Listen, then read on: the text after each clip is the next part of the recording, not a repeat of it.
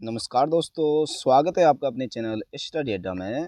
तो दोस्तों, जैसा कि आप सभी को ज्ञात है कि 24 मई को हमारी जो 6th काउंसलिंग है वो होनी है और उसमें बहुत सारे बच्चों के कन्फ्यूज़न हो जा रहे थे। तो सबसे बड़ा जो कन्फ्यूज़न था वो ये था कि 6th काउंसलिंग में जो एनआईएस वाले अभ्यर्थी हैं उनसे बहुत सारे डॉक्यूमेंट्स मांग लिए हैं और इतने सारे डॉक्यूमेंट्स मांग लिए हैं जो कि उन सारे डॉक्यूमेंट्स को कलेक्ट करना पॉसिबल ही नहीं, इम्पॉसिबल सा टास्क लग रहा है। इसीलिए जो हमारी टीम है वो देहरादून गई थी निदेशालय में और निदेशालय में जाकर हमारी टीम ने कुछ पता किया है कि भाई क्या इतने सारे जो डॉक्यूमेंट्स हैं तो वो सारे के सारे चाहिए या फिर अगर कोई डॉक्यूमेंट्स कम होगा तो क्या उसको काउंसलिंग में से निकाल दिया जाएगा या नहीं। तो इस वीडियो में हम उसी के ऊपर चर्चा करेंगे कि जो हमारी टीम निदेशालय गई थी वहाँ से हमें क्या क्या जानकारी मिली है।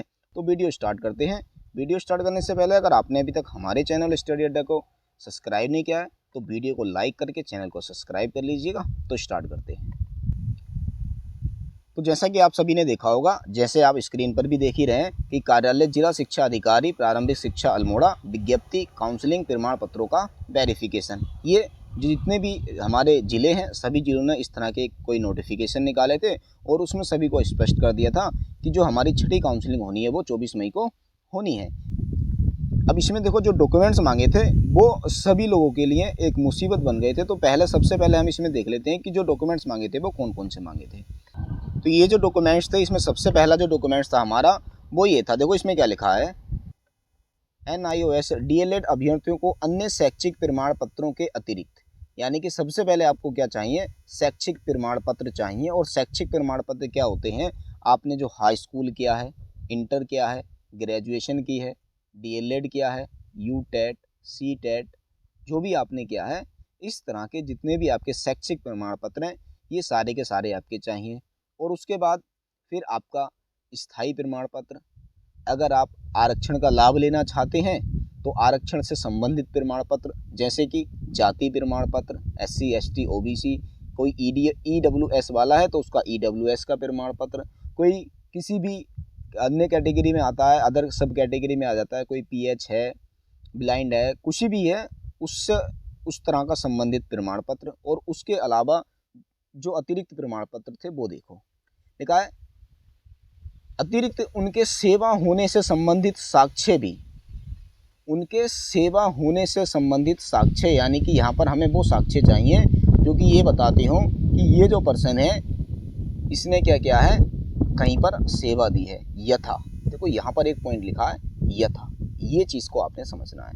ये यथा, अगर जब आप इसको गूगल से भी देखते हैं तो यथा का मतलब होता है जैसे।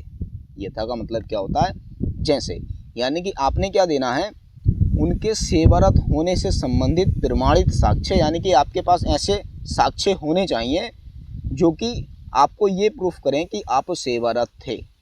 और वो जो साक्ष्य होना चाहिए वो प्रमाणित होना चाहिए। इस चीज़ का ध्यान रखना है, क्योंकि बहुत सारे बच्चे क्या करेंगे ना, इसमें भी साक्ष्य तो कुछ जुटा लेंगे परंतु वो प्रमाणित नहीं कराएंगे तो उन लोगों को काउंसलिंग से बाहर किया जा सकता है। और निदेशालय में भी यही जानकारी दी गई थी कि भाई जो भी आप साक्ष्य करेंगे वो प्रमाणित होने चाहिए। अब ये लिखा है यथा, तो यहाँ पर जितने भी ये डॉक्यूमेंट्स लिखे हैं इन सभी का होना कंपलसरी नहीं है, जैसा कि निदेशालय में हमें जानकारी मिली है। देखो यहाँ लिखा था नियुक्ति पत्र, नियुक्ति की विज्ञप्ति, प्रबंधन या संस्था के प्रबंधीकरण का अनुमोदन, वेतन विवरण, उपस्थिति, पठन पाठन की समय सारणी इत्यादि। तो ये सारे डॉक्यूमेंट इसमें लिखे हैं, परंतु ये सारे के सारे होना कंपलसरी नहीं है। इसमें ये भी बताया गया है कि प्रमाणित साक्ष्य यथा, जैसे कि आपके पास या तो नियुक्ति पत्र हो, यानी कि 1 या 2 आपके पास प्रमाणित साक्ष्य होने चाहिए जिससे ये पता चल सके कि आप सेवारत थे उस टाइम पर। तो सबसे पहले सेवारत होने का क्या साक्ष्य हो सकता है, पहला तो साक्ष्य यही हो सकता है कि आपके पास हो नियुक्ति पत्र, कि अगर आपके पास नियुक्ति पत्र है तो वो एक साक्ष्य में आ जाएगा कि भाई आप उस समय सेवारत थे। दूसरा, अगर आप ये कर सकते हैं, नियुक्ति की विज्ञप्ति अगर ले सकते हैं तो अच्छी बात है, नहीं तो कोई दिक्कत नहीं है। यानी कि अगर आपके पास नियुक्ति की विज्ञप्ति है या नहीं है इससे कोई भी फर्क नहीं पड़ने वाला है। प्रबंधन या संस्था के प्रबंधीकरण का अनुमोदन, यानी कि आपके पास क्या होना चाहिए, जहाँ पर भी आपने नियुक्ति ली थी, यानी कि जहाँ पर भी आपने टीचिंग की थी वहाँ का आपके पास क्या होना चाहिए, टीचिंग एक्सपीरियंस होना चाहिए। एक्सपीरियंस लेटर आपको बनवाना पड़ेगा, जिस भी संस्था में आपने पढ़ाया है उस संस्था का जो हेड होता है उसके द्वारा प्रमाणित एक्सपीरियंस लेटर आपके पास होना चाहिए। और इसके अलावा और क्या होना चाहिए? इसके अलावा होना चाहिए आपके पास वेतन विवरण। देखो ये बहुत ज़रूरी है। पहला आपके पास होना चाहिए एक नियुक्ति पत्र जो कि प्रमाणित होना चाहिए, नियुक्ति की विज्ञप्ति जरूरी नहीं है। दूसरा आपके पास एक्सपीरियंस लेटर होना चाहिए। अगर मान के चलो आपके पास नियुक्ति पत्र भी नहीं है तो भी कोई दिक्कत नहीं है, बस आपके पास क्या होना चाहिए? एक्सपीरियंस लेटर तो होना ही चाहिए। ये तो 100% होना ही चाहिए और ये कंपलसरी है। उन्होंने निदेशालय में भी हमें ये जानकारी दी गई थी कि भी अगर आपके पास एक्सपीरियंस लेटर नहीं है तो आप काउंसलिंग से बाहर कर दिए जाएंगे, चाहे आप जितने मर्जी साक्ष्य प्रस्तुत कर लें। ठीक हो गया ना? तो आपके पास एक्सपीरियंस लेटर होना बहुत ज़रूरी है, क्योंकि देखो बहुत सारे स्कूल ऐसे होते हैं, छोटे छोटे स्कूल होते हैं जहाँ पर आपको कोई भी नियुक्ति पत्र नहीं दिया जाता है, डायरेक्ट आपकी ज्वाइनिंग हो जाती है ऐसे ही। और ना ही वहाँ पर वो स्कूल क्या करते हैं, कोई भी विज्ञप्ति निकालते हैं, परंतु एक्सपीरियंस लेटर तो देंगे वो भी। तो एक्सपीरियंस लेटर तो कंपलसरी है। तीसरा वेतन विवरण। तो वेतन विवरण आपके पास है, अच्छी बात है, नहीं है तो भी कोई बात नहीं है, इसमें भी ज़्यादा दिक्कत नहीं आने वाली है। क्योंकि बहुत सारे विद्यालय ऐसे हैं जो क्या करते हैं, जो वेतन होता है वो इन हैंड देते हैं, कैश में देते हैं, तो एक प्रूफ अच्छे से नहीं रख पाते हैं वो। परंतु वेतन विवरण होना चाहिए। ठीक हो गया ना? अगर नहीं भी है तो ज़्यादा टेंशन लेने वाली बात है नहीं। तीसरा हो गया आपकी उपस्थिति। देखो ये भी बहुत ज़रूरी है। उन्होंने बोला था कि निदेशालय में ये जानकारी दी गई थी कि भाई जो उपस्थिति है, उपस्थिति के जो रजिस्टर होते हैं वहाँ से उपस्थिति आपके पास पहुँचनी चाहिए, यानी कि उपस्थिति का भी आपको कोई ना कोई साक्ष्य दिखाना ही पड़ेगा। ठीक हो गया? इसके बाद आ जाता है पठन पाठन की समय सारणी। तो देखिए पठन पाठन की जो समय सारणी है इसका भी होना कंपलसरी नहीं है। आपके पास है तो अच्छी बात है, नहीं है तो भी कोई दिक्कत नहीं है। सबसे ज़्यादा जो इम्पोर्टेंट है वो रहा आपका एक्सपीरियंस लेटर। तो अगर आप एक्सपीरियंस लेटर दिखा देते हैं और कोई भी नहीं दिखाते हैं तब भी आप काउंसलिंग में प्रतिभाग कर सकते हैं।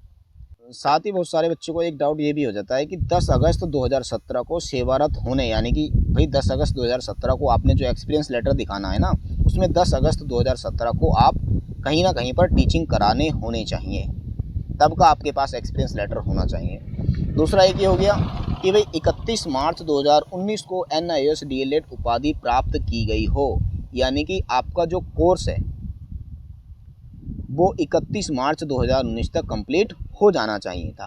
और जब 2017 में सरकार ने जो NIOS से DLED कराया था उस समय जो DLED था सभी बच्चों का 31 मार्च 2019 तक पूरा हो गया था।